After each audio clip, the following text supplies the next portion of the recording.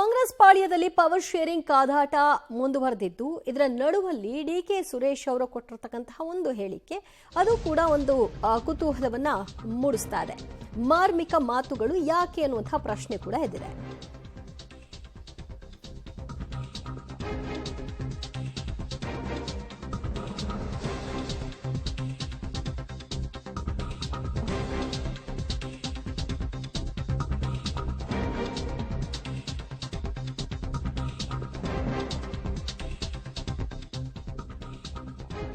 Congress ಪಾಳ್ಯದಲ್ಲಿ power ಶೇರಿಂಗ್ನ ಕಾದಾಟ ಸದ್ಯ ಕದನ ವಿರಾಮಕ್ಕೆ ಎಡೆ ಮಾಡಿಕೊಟ್ಟಿದ್ರು ಕೂಡ ಅಲ್ಲಲ್ಲಿ ಮಾರ್ಮಿಕ ಮಾತುಗಳಿಗೆ ಏನು ಕೊರತೆ ಇಲ್ಲ. ಡಿಕೆ ಸುರೇಶ್ ಅವರು ಕೂಡ ಮಾತನಾಡಿದ್ದಾರೆ.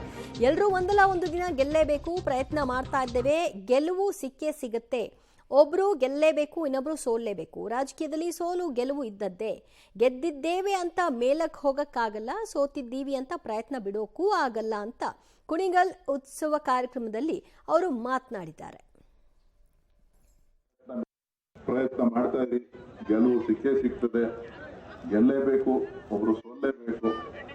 ಎಲ್ಲಾ ಚಟುವಟಿಕೆಗಳಲ್ಲೂ ಗೆಲುವು ಸೋಲು ಇರ್ತದೆ, ರಾಜಕೀಯದಲ್ಲೂ ಕೂಡ ಸೋಲು ಗೆಲುವು.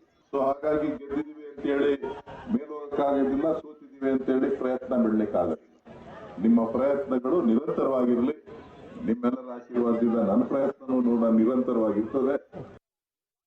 ಪ್ರಯತ್ನ ಮಾಡ್ತಾ ಇದ್ದೀವಿ, ಗೆಲುವು ಸಿಕ್ಕೇ ಸಿಗ್ತದೆ, ಗೆಲ್ಲೇಬೇಕು, ಒಬ್ರು ಸೋಲ್ಲೇಬೇಕು.